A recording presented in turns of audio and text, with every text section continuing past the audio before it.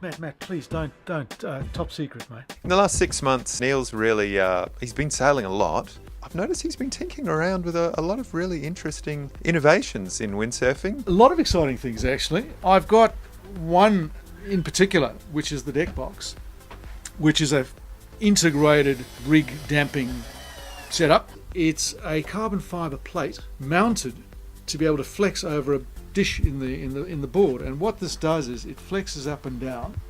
Some of you might have seen me sailing this actually on the river, and I've been playing around with different grades of carbon fibre to get different flexural rates and so on and so forth. This is probably one of the most exciting things that I've used in a long time, and I want to get this absolutely right before we actually do anything with it commercially.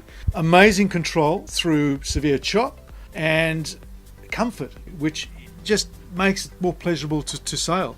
And that's the difference. It just takes that edge away. You'll see that there is actually a bit of torsional flex, and there is actually a bit of loading, which actually puts the mast below the deck. When the rig starts going upwards, it takes up a bit of that slack and doesn't lift the board up. So you're not getting as much board deflection and rig interference. Weights of the riders doesn't seem to matter. It's the weight of the rig.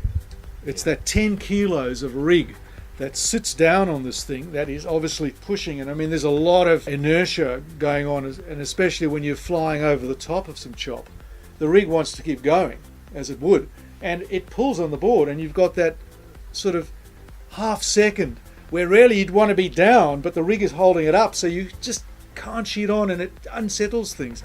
This here, you're just basically able to keep the sail sheeted in for longer, which is always better speed.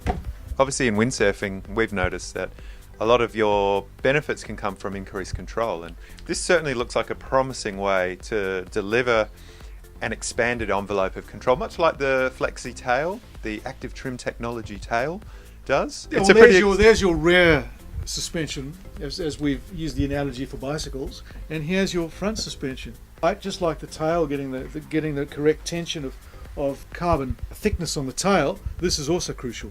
Too flexy and you lose, it becomes a bit sort of vague, and if it's too stiff you don't really get the benefit. So you've got to have something in between that still gives you that edge, but it also absorbs it. I mean, it's the same as, I suppose, any suspension setup on bicycles, motorcycles, cars. You know, there's that optimum setup.